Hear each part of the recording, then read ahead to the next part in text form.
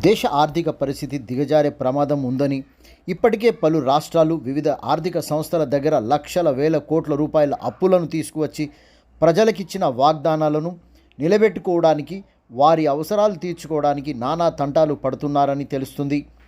నాయకుల హామీలు పథకాల గురించి ఇచ్చే పద్ధతి ఆయా రాష్ట్రాల ఆర్థిక పరిస్థితికి ముడిపడి ఉన్న విషయం భారతదేశంలోని చాలా రాష్ట్రాలలోని ప్రజలకు తెలియదనే అంటున్న ఆర్థిక రంగ నిపుణులు.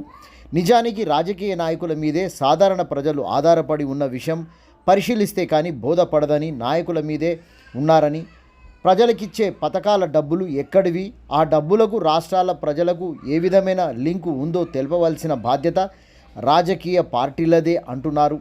ఎందుకంటే ప్రజల్లో రాజకీయ పార్టీల కింద స్థాయి కార్యకర్తలు, సర్పంచి, ఉప సర్పంచి సభ్యులతో ప్రజలు ఎప్పుడు కలుస్తూనే ఉంటారు. అదే సంబంధంతో ఆర్థిక పరిస్థితి మీద అవగాహన కల్పిస్తే కానీ అర్థం కాని విషయం ఆర్థిక రంగం. అది సమయం మించిపోక ముందే ఉచిత పథకాల విషయం దేశ ప్రజలకు ఉరితాడులా మారకముందే తేటతల్లం చేయాల్సిందే అంటున్న విద్యావేత్తలు, మేధావులు.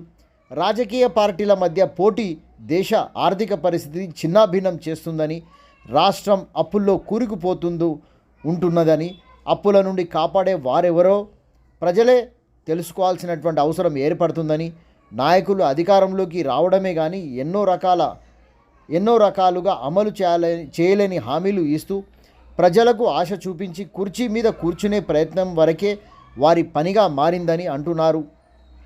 దేశ ఆర్థిక పరిస్థితి మీద చాలామంది ప్రజాప్రతినిధులకు అవగాహననే లేదని తెలుస్తుందని అంటున్నారు ఆర్థిక రంగ నిపుణులు. ఈ విషయం పాఠశాల నుండి, కాలేజీల స్థాయిల నుండి, విద్యారంగం నుండి, గ్రామం నుండి సామాన్యులకు ఆర్థిక రంగంపై స్పష్టమైన అవగాహన కల్పిస్తే కానీ దేశ రాష్ట్రాల మనుగడ ఏ విధంగా ఉంటుందో తెలియజెప్పాల్సినటువంటి అవసరం ఉందని, లేకుంటే భారీ అనర్థాలు జరిగే అవకాశం ఉందని, పరిస్థితులు ఆ విధంగా కనిపిస్తున్నాయని, ఇప్పటికే తెలంగాణ రాష్ట్రం లక్షల కోట్ల రూపాయల అప్పుల్లో కూరుకుపోయిందన్న విషయం తెలిసిందే. ఉదాహరణగా మిగులు బడ్జెట్ రాష్ట్ర పరిస్థితి ఈరోజు రాజకీయ పబ్బం గడుపుకునే పరిస్థితిలో తెలంగాణ రాష్ట్రాన్ని అప్పుల ఊబిలోకి నెట్టినటువంటి వైనము పరిస్థితులు గమనించాలని ఆర్థిక రంగ నిపుణులు, విద్యావేత్తలు, మేధావులు అంటున్నారు.